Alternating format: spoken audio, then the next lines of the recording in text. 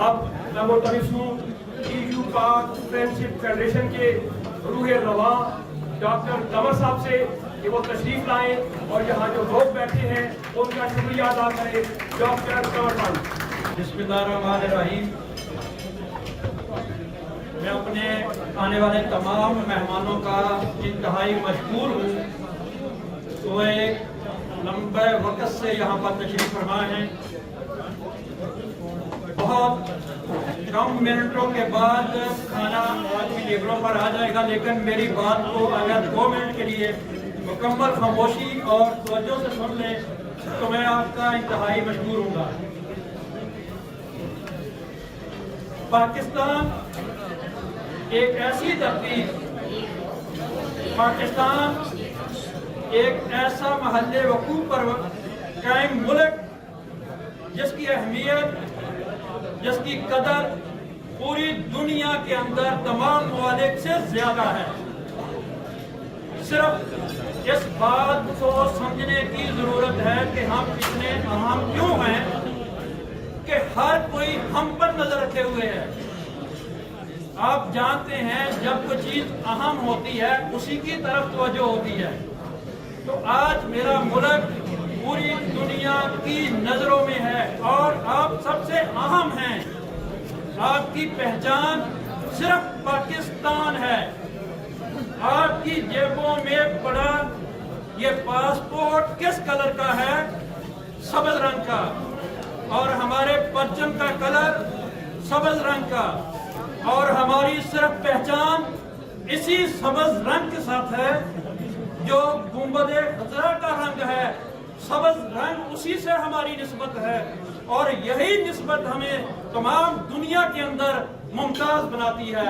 اور ہمیں صرف یہ بات سوچنے کی ضرورت ہے کہ ہم اگر اتنے اہم ہیں تو ہم نیچے کیوں ہیں، ہم پسے ہوئے کیوں ہیں.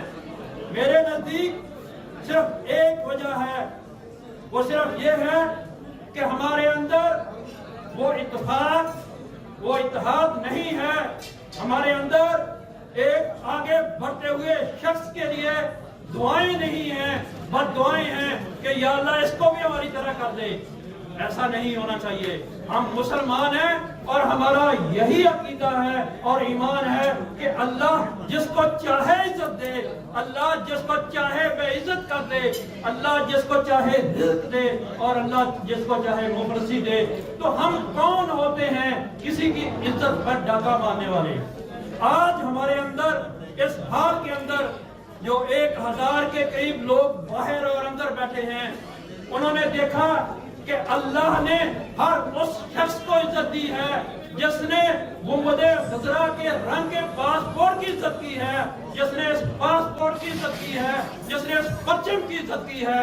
اور آپ نے دیکھا کہ اس حال کے اندر 2 لوگ جو پاکستان کے اندر نہیں رہتے لیکن پاکستان کا گیت ہر جگہ پر گاتے ہیں. آپ نے دیکھا واجد خان کو کس طرح ریاست پاکستان نے عزت دی. آپ نے دیکھا شوری پرویز اقبال لوسر کو ریاست پاکستان نے کس طرح عزت دی. اور اس عزت کے پیچھے کیا تھا؟ صرف یہ ایمان کہ میرا پاکستان، صرف میرا پاکستان. آپ بھی سب پاکستانی ہیں. صرف اس بات کو جاننے کی، سمجھنے کی کوشش ہے کہ اس جھنڈے کو حفظ جاں بنا لیں، اس جھنڈے کو اپنا ایمان بنا لیں. آپ کو دنیا کی کوئی طاقت نہ شکست دے سکتی ہے نہ گرا سکتی ہے. فرق صرف اتنا ہے کہ ہم اس جھنڈے کے وفادار نہیں ہیں. اس جھنڈے کے وفادار ہو جائیں. جب ملی نغمہ گایا جاتا ہے کہ اس پرچم کے سائے تلے ہم ایک ہیں تو ہمیں ایک ہونا پڑے گا تو تبھی ہماری عزت ہوگی. آخری بات کروں گا.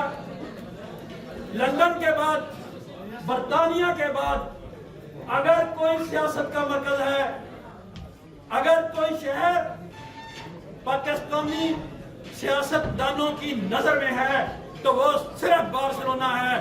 اور آنے والے وقت میں یہ دوسرا لندن بنے گا جہاں سے نہ صرف میڈیا بلکہ MVP بنیں گے، یہاں کے سینیٹر بنیں گے اور یورپی پارلیمنٹ میں بھی جائیں گے. جس طرح میرے بھائی لارڈ واجد نے کہا کہ 1967 میں میرے والد آئے اور ہمارے ہاں بھی یہاں 70 کی دہائی کے 80 کی دہائی کے بہت سارے پاکستانی موجود ہیں. اور میں خاص طور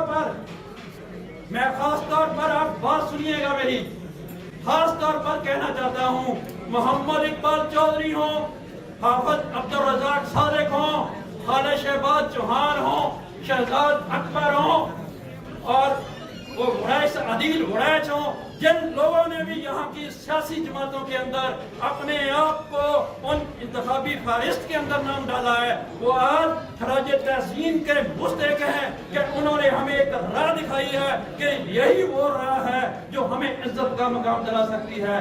آپ جن کے بچے یہاں پر تعلیم حاصل کر رہے ہیں, جن کے بچے یہاں سکول کے اندر جاتے ہیں, ان کی رجحانات کو دیکھیں کہ اگر کسی بچے کے اندر سیاسی رجحان موجود ہے تو وہ ضرور اس بچے کو آگے بڑھنے کا موقع دے.